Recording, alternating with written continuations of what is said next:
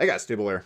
Today we got a game in the Iowa for you, Billy Sims. We got Dimitri Dewey, we got the Scharnhorst, Azure Lane. That one might be coming back. I think word's getting around town that the Azure Lane, at least a new crop of them will be available presumably next update, okay, which is in about a week or so. And if that's the case, there's a pretty good chance that we'll get the old ones back, at least an option to get them. So keep an eye out for that one. The Scharnhorst is one of the good ones. Basically reduces the dispersion on your shots. Domination mode shards here. We're on the east. These are the new tweak spawns. You can see on the map here we got this kind of big island to the west of us. Basically what we're more or less pointing at right there. And that's going to be the opening position. We're going to get close to that. That will cut shots off from coming from the B spawn. Shards is a map where you can see our firing circle. We just spawned and we can already cover 2 caps. So it's a relatively small map. And it does allow for high tier ship gameplay. So more or less you're always going to have 2 caps that you can shoot at, assuming you're not in really poor positions, which some people on my team will no doubt find their way into this match. But if you're positioning yourself properly, you're going to have a high degree of map control over at least a couple of the points. So be on the lookout for crossfires into the next column over. Okay, if we're on the C column, shooting into the B column, that's often profitable. But we also got to protect ourselves, and because this island's here, we can get close to that. That'll disallow the guys from B from attacking our position, and then we can project power into C as necessary. Basically, we want to anchor down the path between C and B, right? If the guys from B want to come over to C, they're going to be broadside to us. We're going to hammer them in the sides. That's the power of the battleship. You're kind of projecting power over a line on the board. Okay, it's kind of like a rook on chess, where any piece that comes into the column that you're on, you can take out. Destroyer play on blue team suspect at best. The guy that spawned on A did not want to go into the cap. The 2 destroyers that spawned on B did not want to go into the cap. They felt it'd be more worthwhile their time to come over here for some reason.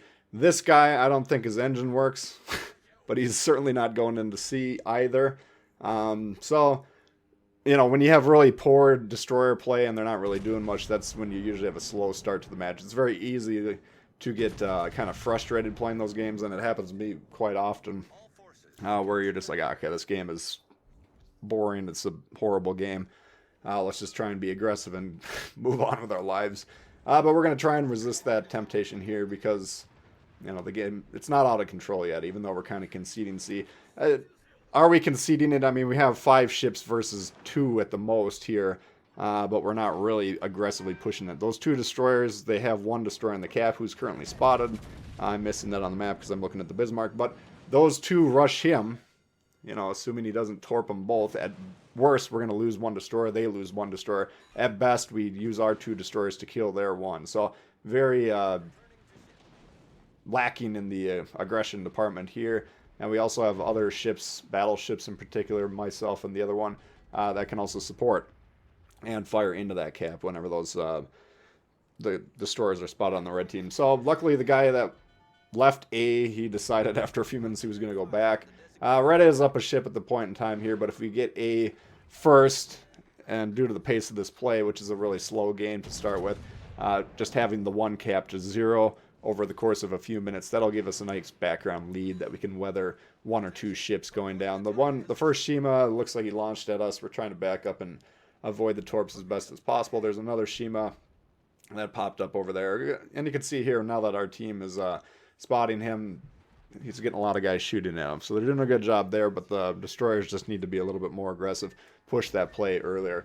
Fortunately, we do take a Shima torp there, which does a lot of damage, those things, and it did cause us to cycle the damage control.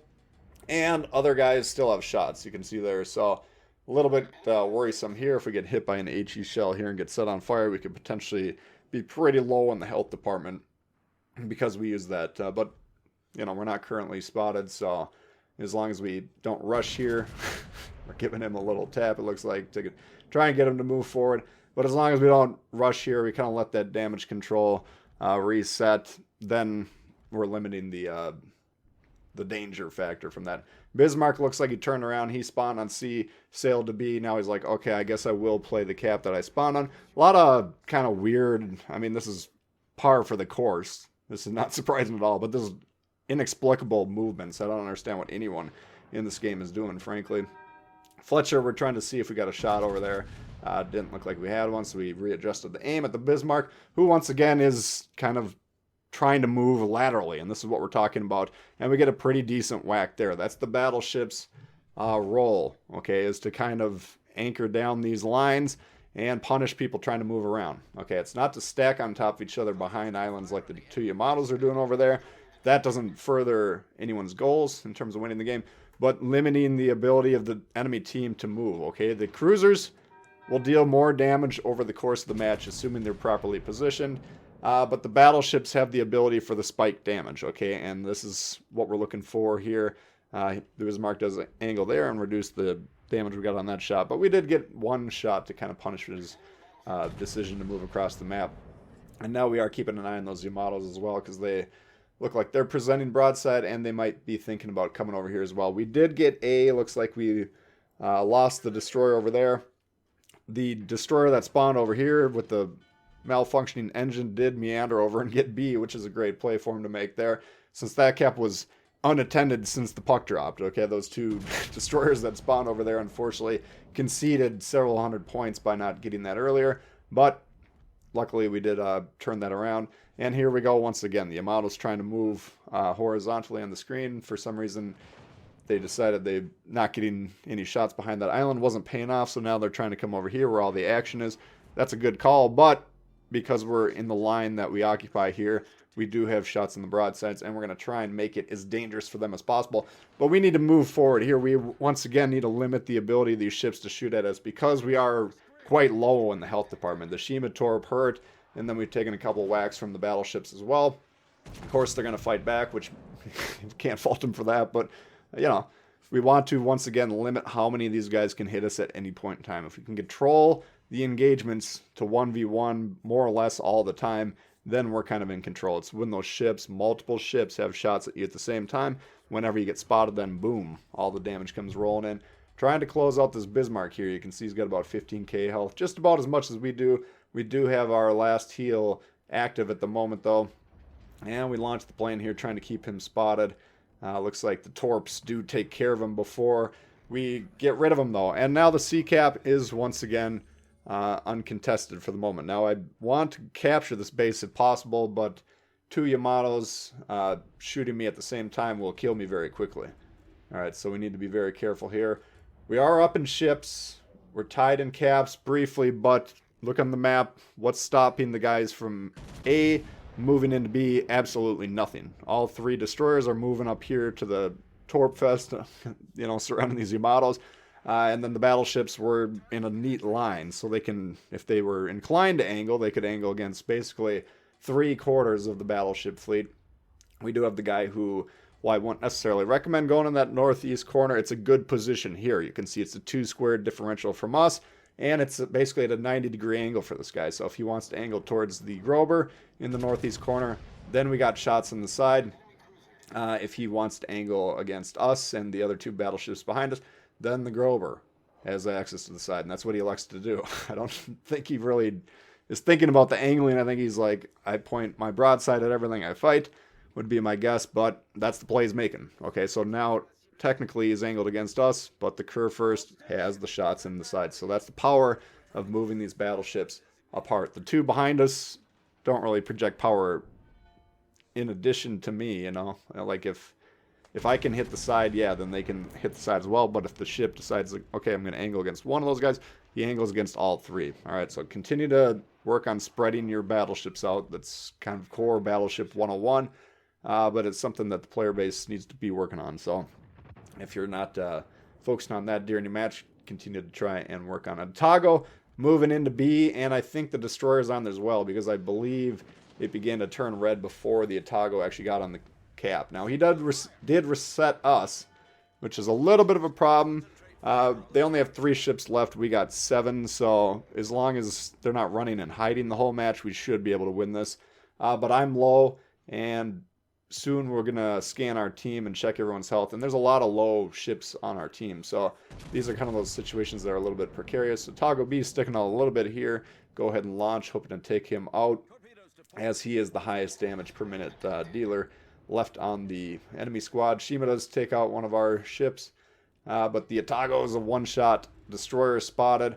We're not going to be able to get this cap, but if we kill these 2 ships that are on the screen there in this sequence, then once again does the Bismarck try and run. Now we'll have over 5 minutes left in the game there, and if it looks like the Bismarck is running away trying to win on score somehow, number one, he couldn't do that. He would have to get a kill or 2, but we could always just get C quickly, flip B quickly in that case. Okay, so in this case, the team HP win condition is definitely the one that we need to be focusing on here.